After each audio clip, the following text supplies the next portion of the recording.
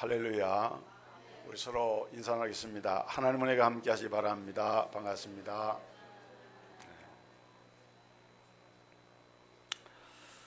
오늘은 주님의 재림을 준비해야 합니다. 이런 제목으로 말씀의 은혜를 함께 나누겠습니다. 주님의 재림 신앙은 우리 그리스도인에게 있어서 기독교 신앙의 핵심 가운데 하나입니다. 예수님의 생애에 일어난 중요한 5가지 사건, 무죄하신 인성으로 동정녀에게 탄생하신 것, 그리고 십자가 대속의 죽음, 그리고 승천과 부활과 승천, 재림, 이 5가지는 예수님의 생애에 일어난 중요한 사건인데, 그 중에서 4가지는 이미 성취가 되었고, 이 재림에 대한 사건은 아직 남아있는 사건입니다. 세상 모든 일들은 다 준비가 필요합니다. 그래서 결혼도 준비가 필요하고, 사업하는 일은 사업도 준비가 필요하고, 또 학교에 공부하는 학생들은 입학하는 것도 준비가 필요하죠. 또 사람이 사는 것도 준비가 필요하고, 죽는 것도 또한 준비가 필요합니다. 어떤 분은 자기 죽을 준비를 다 해놓으셨대요. 어떻게 했냐 했더니 유서를 쓰고 유언을 자손들에게 하고 변호사에게 공증을 하고, 그 다음에 이제 자기가 죽게 되면은 어느 장지에 자기가 묻혀질 장지까지 준비해 놓고, 그런 준비까지 다 이렇게 해놨어요. 물어보니까 갑자기 죽게 되면은 자손들이나 가족들이 황당해해서 어려움에 처할 수가 있으니까 이런 걸 이렇게 준비를 해둡니다. 그렇게 얘기를 하는 분이 있어요. 어쩌면은 그분이 좀 지혜로운지도 모르겠습니다. 그런 준비도 어쩌면 필요합니다. 우리 예수님께서는 우리가 인생을 살아가면서 여러 차례에 걸쳐서 꼭 준비해야 할 것이 있는데, 그것은 주님이 재림하심에 대한, 우리 성도들이 재림하시는 주님을 맞을 준비를 해야 된다 하는 것을 강조하셨습니다. 오늘 본문 44절에 이러므로 너희도 예비하고 있으라, 생각지 않은 때에 인자가 오리라, 이렇게 말씀했는데, 이것은 우리가 준비하고 있다가 주님이 오실 때에 주님을 영접하라는 말씀인 것입니다. 오늘 우리는 2가지를 준비해야 되는데, 첫째는 다시 오실 우리 주님을 맞을 준비입니다. 주님이 정말 다시 오시는가? 다시 오실 것인가?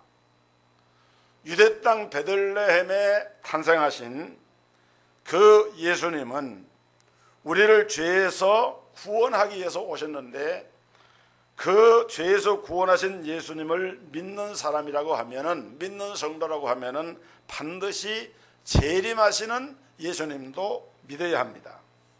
초림하신 예수님은 믿는데 재림하신 예수님은 믿지 못한다. 그 사람은 예수 안 믿는 사람입니다. 나는 지금까지 신앙생활을 하면서 예수님이 나의 구주인 것을 믿고, 내 죄를 위해 십자가에 죽으신 것도 믿고, 부활하신 것도 믿고, 하늘로 승천하신 것도 믿지만은, 그러나 재림하시는 예수님은 믿을 수가 없다. 그 사람이 예수 안 믿는 거예요. 오늘 우리가 주님의 재림을 믿어야 하는 몇 가지 이유가 있는데, 첫째는 구약의 예언들 때문입니다. 구약 성경은 예수님께서 이 땅에 오시기 전에 기록한 책입니다. 예수님께 대한 기록을 남겼는데, 이 구약 성경 도처에 보면은 메시아이신 그리스도가 하실 일을 예언하고 있는데, 그 중에 하나가 세상을 심판하시는 메시아에 대해서 여러 군데 예언이 되어 있습니다. 예를 들자면은 이사야 11장 4절로 5절의 말씀 보면은 공의로 빈핍한 자를 심판하며 정직으로 세상의 겸손한 자를 판단하실 것이며 그랬습니다. 여러분, 심판한다, 판단한다, 이런 말씀은 재림주의 특권입니다. 그러니까 초림주로 오신 예수님은 구원의 주님으로 오셨지만은 재림주로 오시는 예수님은 세상을 심판하는 심판주로 오십니다. 그래서 세상을 심판하는 특권을 가지고 이 세상 모든 만민들을 심판하시게 되는데, 이사야 66장 15절로 16절에도 보면은 여호와께서 불의 옹이 되어 강림하시리니 그 수레들은 해오리 바람 같으리로다. 그가 혁혁한 위세로 노를 베푸시며 맹렬한 화염으로 면책하실 것이라. 여호와께서 불과 칼로 모든 혈육에게 심판을 베푸신즉 여호와께 살육당한 자가 많으리니 그랬어요. 여기 보면은 불의 옹이 되어 강림하시고 그랬는데, 이것은 재림에 대해서 설명한 말씀이에요. 불의 옹이 되어 강림하신다. 또 다니엘서 7장 13절에 보면은 인자 같은 이가 하늘 구름을 타고 와서 그랬어요. 인자 같은 이는 예수님을 말합니다. 하늘 구름을 타고 오신다. 재림하시는 예수님은 구름을 타고 오신다고 성경에 말씀하고 있습니다. 여러분, 이런 말씀 외에도 수를 셀 수 없을 만큼 여러 곳에서 구약성경 여러 선지자의 입을 통해서 그리스도의 재림은 분명하게 예언이 되고 있습니다. 그 다음에 또 한 가지는 예수님 자신의 예언 때문입니다. 예수님께서 요한복음 14장 3절에서 말씀하기를 가서 너희를 위하여 처소를 예비하면 내가 다시 와서 그랬어요. 너희는 마음에 근심하지 말라. 하나님을 믿으니 또 나를 믿어라. 내가 너희를 위하여 처소를 예비하러 가는데 가서 처소를 예비하면 내가 너희로 다시 오겠다. 이게 주님의 말씀이에요. 여러분, 이 처소는 하나님의 나라를 말합니다. 주님은 하나님 나라를 예비하기 위해서 지금 하늘로 승천하여서 하나님 보좌 우편에 계시지만은 때가 되면은 그 하나님 나라 처소를 이루신 다음에 때가 되면 주님은 다시 이 땅에 오시겠다라고 말씀을 하고 계십니다. 그뿐만이 아닙니다. 작은 계시록으로 불리우는 마태복음 24장이나 또 누가복음 21장 또 마가복음 13장 이런 말씀의 기록들을 보면은 거기 예수님의 그 재림에 대해서 복음서 기자들이 말을 하고 있습니다. 여러분, 누구보다도 누구의 말보다도 가장 신빙성이 있는 것은 우리 주님이 친히 하신 말씀인데, 우리 주님의 말씀은 신실하시고 우리 주님의 말씀은 불변한 말씀입니다. 예수님께서 내가 다시 오마 말씀한 그대로 주님이 다시 오실 줄로 믿으시기를 바랍니다. 분명히 다시 오셔요.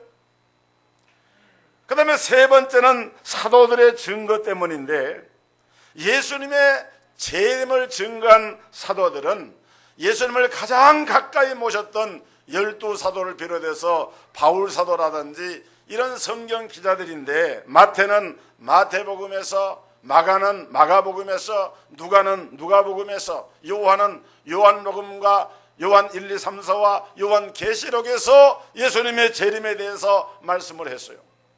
베드로는 베드로 전후서에서, 사도 바울은 바울의 13서신에서 예수님의 재림에 대해서 말씀을 합니다. 예를 들어 보면은 디모데전서 6장 14절에 보니까 우리 주 예수 그리스도 나타나실 때까지 그랬습니다.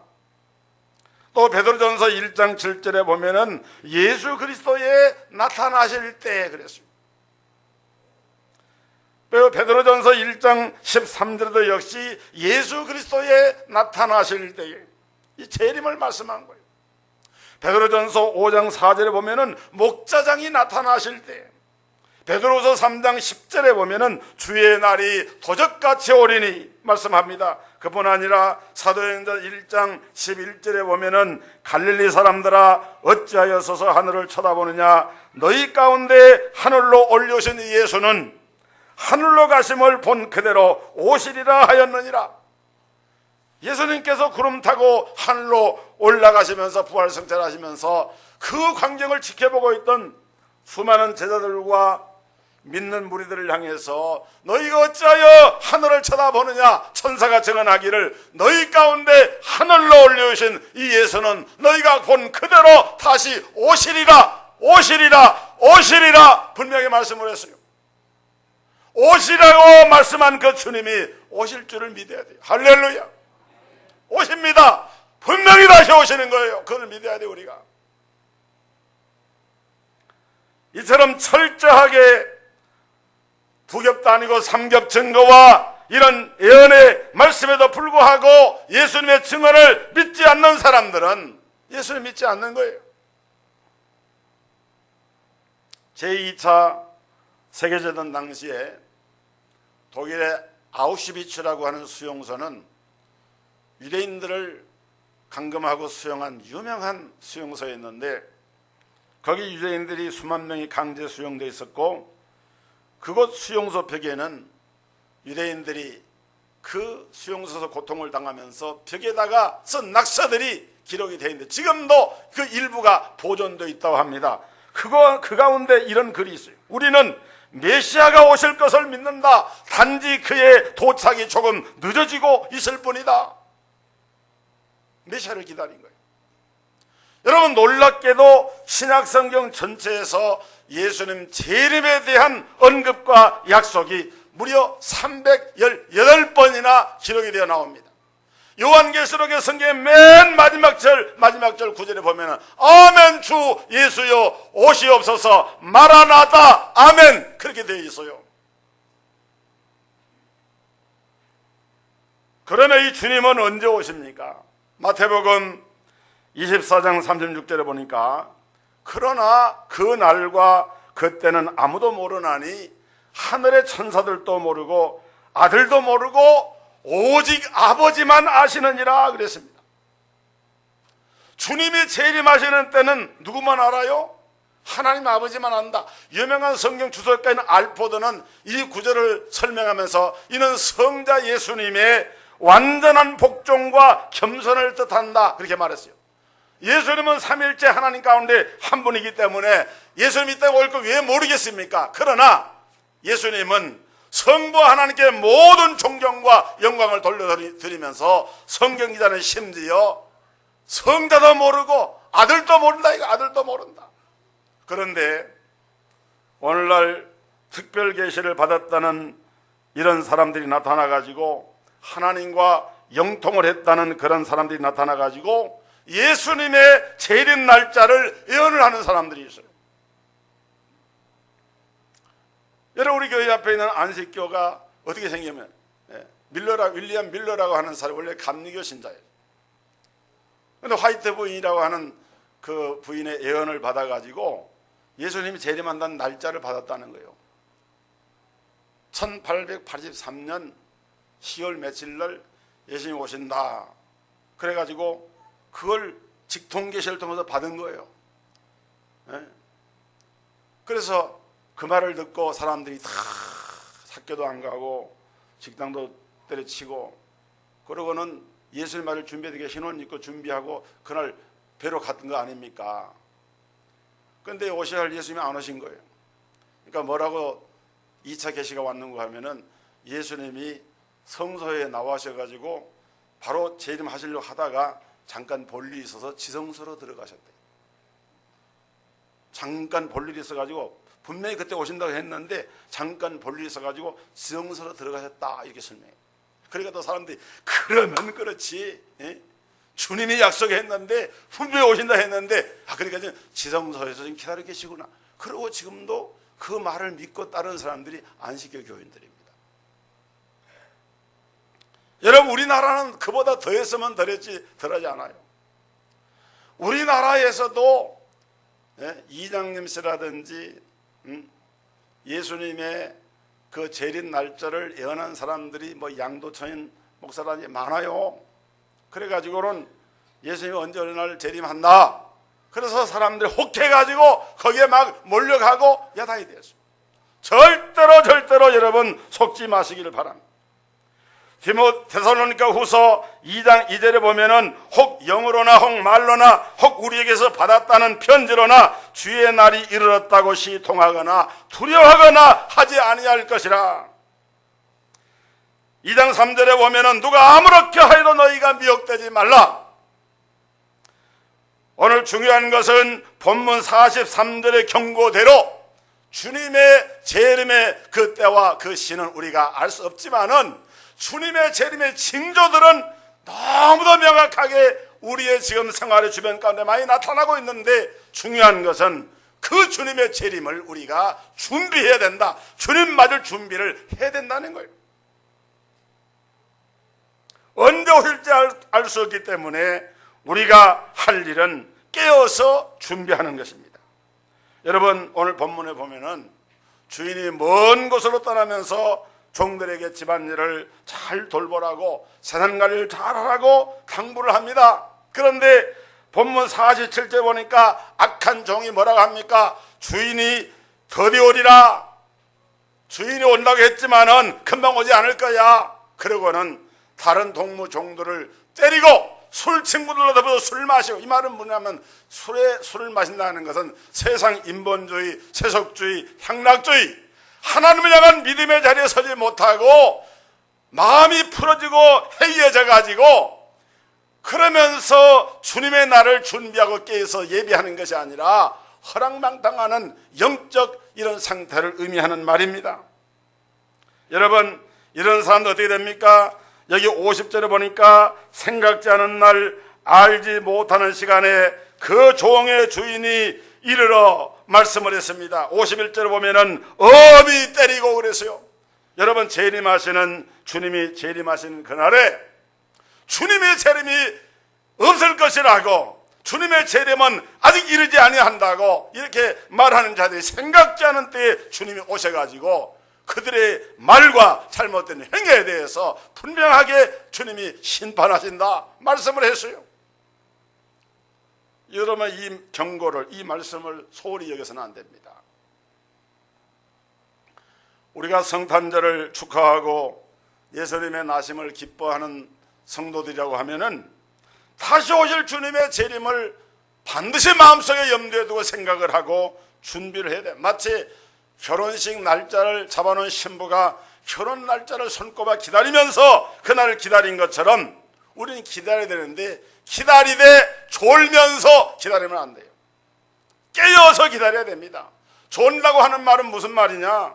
영적인 감각이 무뎌져 가지고 세상 물질주의, 인본주의, 향락주의, 세속주의, 인본주의 이런 것들로 마음이 채워져서 하나님을 향한 사모하고 기다리면서 말씀과 기도로 무장하고 성령의 충만함을 구하면서 하나님과 신령한 교통을 하는 가운데 믿음으로 준비해야 되는데, 그러지 아니하고 졸면서 기다리는 사람들은 도둑같이 오시는 주님이 오실 때에 엄한 책망을 받게 되고 주님으로부터 징계를 당하게 된다고 성경은 분명하게 경고를 하고 있는 것입니다. 여러분, 주님은 다시 오십니다. 깨어서 준비하는 사람만 주님을 영접할 수 있습니다. 우리 동석교 성도들이 이런 축복을 누리시기를 주의 이름으로 축원합니다. 그 다음에 새 나라, 새 집에 들어갈 준비를 해야 돼요.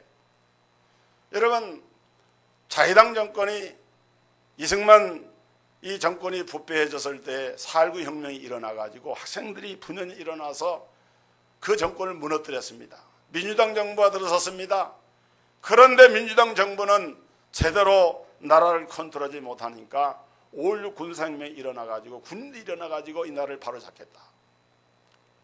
그래서 5.16 군사정부는 부정부패를 척결하고 경제를 재건하겠다 슬로건을 내걸었어요. 성과도 있었습니다. 그런데 역사는 가만히 보면은 순환이 돼요.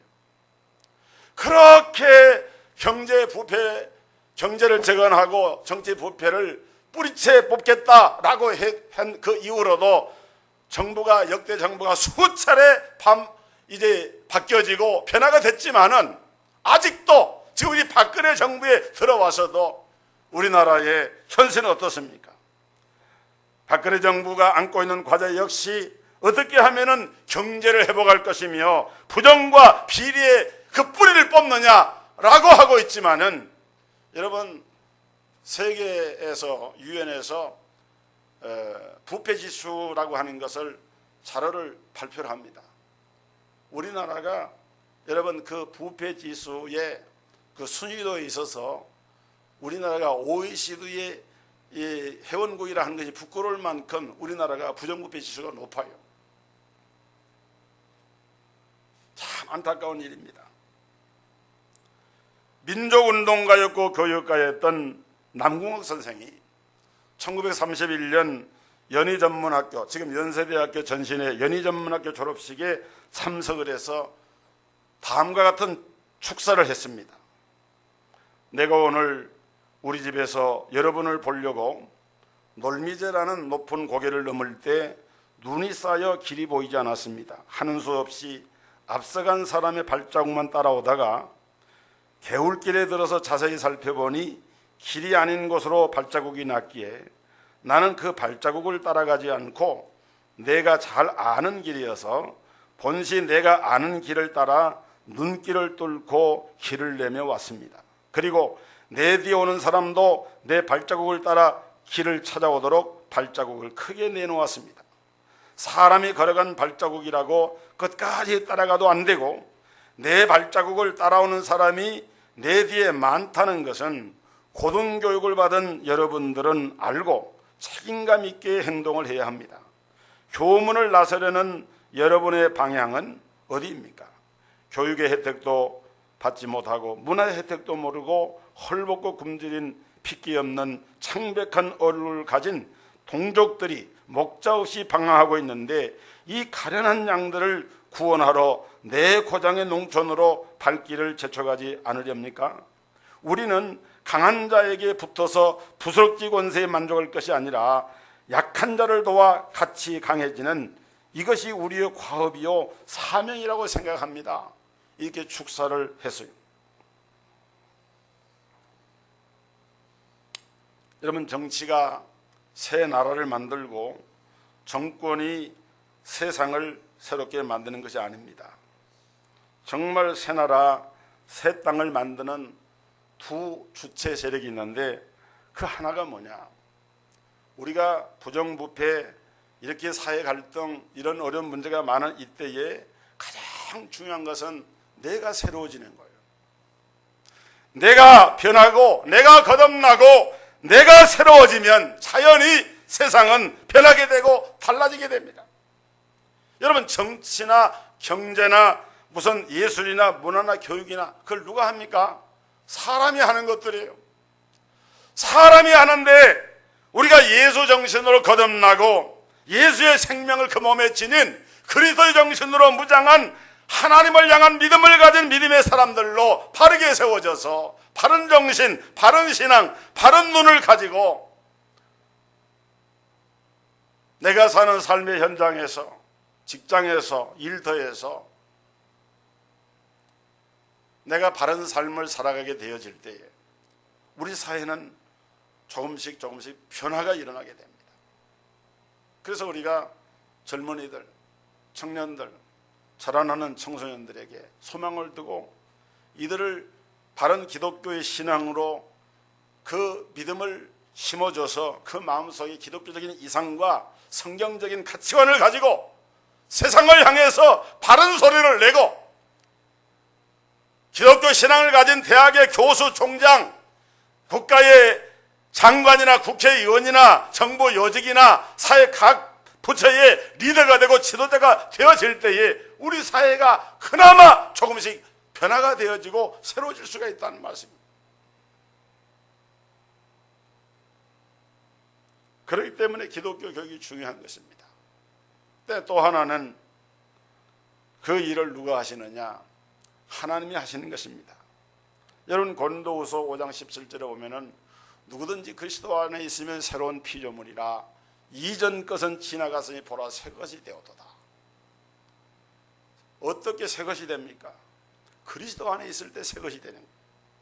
예수 정신, 예수 마음, 예수님께서 이 땅에 하늘 보좌를 버리고 낮고 천한 인생의 몸을 입고 이 땅에 오셔서 십자가를 지신 그 희생의 정신과 그 마음, 인자는 섬김을 받으려 함이 아니라 도리어 섬기려 하고 많은 사람의 대성물로 자기 목숨을 주려 함이니라 하셨던 그 십자가의 정신. 여러분, 세상을 바꾸는 힘은 정부나 정권이나 세상에 어떤 세력 있는 자가 하는 것이 아니라 정말 우리 안에 거하시는 그리스도 예수 안에서, 하나님의 권능 안에서 이루어지는 일이 되기 때문에, 그래서 우리는 예수의 영으로 사업도 하고 장사도 하고 행정도 하고 정치도 하고 이웃을 구원하는 전도에 전력을 해서 민족을 복음하고 세계 선교를 향해서 나아가는 그러한 그리스도의 사람으로서 이 땅의 사람들이 세워져 가게 될 때에 이 세상의 진정한 변화가 이루어지게 되는 것입니다. 여러분, 주님께서 오시는 목적이 여러 가지 있는 것 같습니다. 불의한 자들을 심판하기 위해서 주님은 오십니다. 원수 마귀를 멸망시키기 위해서 주님은 오십니다. 또 주님은 그리스도인들에게 상급을 주시기 위해서 오십니다. 그러나 그러한 이유보다도 더 중요한 이유가 하나 있는데, 그것이 뭐냐? 그것은 저와 여러분들을 하나님의 나라로 인도하시기 위해서 주님은 이 땅에 재림을 하십니다. 분명히 아까 말씀한 대로 내가 너희를 위하여 처소를 예배하러 간다 그랬어요. 그리고 처소를 예비하면 내가 다시 와서 너희를 내게로 영접하여 나 있는 곳에 너희를 있게 하리라. 주님이 왜 이 땅에 다시 오시느냐? 처소를 예비하신 다음에 우리를 그 하나님의 처소, 하나님 나라로 인도하기 위해서 다시 오시는 거예요. 특히 우리 교회는 연로하신 권사님들, 또 건강이 좋지 않은 권사님들이 계시는데, 일반 성도들도 마찬가지지만 특히 연로하신 우리 권사님들은 늘 마음속에 이 하나님 나라를 품어야 됩니다. 하나님 나라를 품어야 돼요. 언제 어느 때 주님이 내 생명을 부르신다 할지라도 주님, 아멘 주 예수여 어서 오시옵소서, 그 마음을 가지고 주님의 부르심 앞에 설 수 있도록 깨어서 기도하면서 기쁨으로 주님의 부르심에 응답을 해요. 여러분, 새 아파트 입주하는 사람들은 경제적 여건이 어려우면 할 수 없지만은 그냥 이렇게 일반 주택에 살다가 새로운 아파트로 이렇게 입주를 하잖아요. 그러면은 자기가 살고 있던 가구들 웬만한 다 버리고 새로 가구를 장만하더라 해가지고 새 집에 맞게 거기에 가구라든지 뭐 기본 이런 필요한 것들을 다 해가지고 다 갖춰서 이렇게 들어가요. 왜냐하면 새 집이니까. 하늘나라는 새 집이에요. 새 집에 들어갈 하나님의 사람들이 거기 들어가는데 우리가 좀 옷매무새도 단정히 하고 하나님 앞에 들어갈 준비해야 되지 않겠어요? 지난 주간에 우리 남궁 정숙 권사님 목사님 신방 오셔서 기도 좀 해주세요. 그래서 가서 권사님 가서 신방 예배를 드리는데, 저는 방이 조그만하고 칸이 이렇게 있어가지고 좀 답답하고 좀 어둡고 그랬는데, 이번에 갔더니 집안이 확 넓어지고 벽지가 아주 그냥 이쁜 벽지가 붙여지고, 그리고 그냥 문 창살도 이쁘게 해놓고 보니까 커튼도 쳐있고, 보니까 완전 집이 새 집이 됐어요. 그리고 텔레비전도 큰 걸 갖다가, 냉장고도 좋은 걸 탁 갖다 새 걸로. 권사님이 목사님 좀 집을 고치고 보니까 전에 있던 건 너무 후지고 그래서 좀 이렇게 돈을 더 장만했어요. 제가 참 그 모습을 보면서 참 감사해서 권사님 참 잘하셨습니다. 정말 축하드립니다. 집주인이 집을 고친 것이지만은 새 들어 사시는 것이지만은 그래도 전세집이니까 새로 사시는데 그 환경을 이렇게 바뀌어놓으니까 다 이렇게 새로 갖춰서 감사를 드리면서 예배를 드렸는데 참 감사했어요. 여러분, 우리가 하나님 나라에 천국에 들어가서 장차 들어가서 누리게 될 그 나라에 들어가려고 하면은 내가 새 사람이 돼야 돼요. 어떻게 새 사람이 됩니까? 예수 믿어야 새 사람 되고 죄사함 받아야 새 사람 되고 물과 성령으로 거듭나야 새 사람이 되는 거예요. 그리스도 안에 있으면 누구든지 새로운 피조물이라. 이전 것은 지나갔으니 보라 새 것이 되었다. 여러분 정말 주님의 재림을 기다리고 준비하기를 원하십니까? 그렇다고 하면은 영원한 나라에 들어가 살도록 잘 준비를 하시길 바랍니다. 주님 앞에 부름받을 때 우리 모든 성도들이 한 번도 빠짐없이 다 그 나라에 들어갈 수 있는, 또 그 나라에 주시는 하나님 나라의 그 축복을 누릴 수 있는 이런 복된 성도들이 되기를 주의 이름으로 축복합니다. 거룩하신 하나님, 오늘 저희들에게 예수 그리스도의 재림을 준비하는 성도의 삶에 대해서 깨워주신 하나님께 감사를 드립니다. 우리가 이 땅에 영원히 사는 것이 아니고 잠시 잠깐 나그네로 머물다가 주님이 부르실 때에 아멘 주 예수여 오시옵소서 우리가 주님의 나라에 들어가 살게 될 터인데, 정말 우리가 예수 그리스도를 우리의 중심에 모시고 믿음으로 깨어있어서 기도와 말씀과 성령의 충만함으로 준비해서 다 주님의 나라에서 영원한 영생의 복락을 누리는 축복의 주인공 성도들이 되게 역사하여 주옵소서. 예수 그리스도 이름으로 기도하옵나이다. 아멘.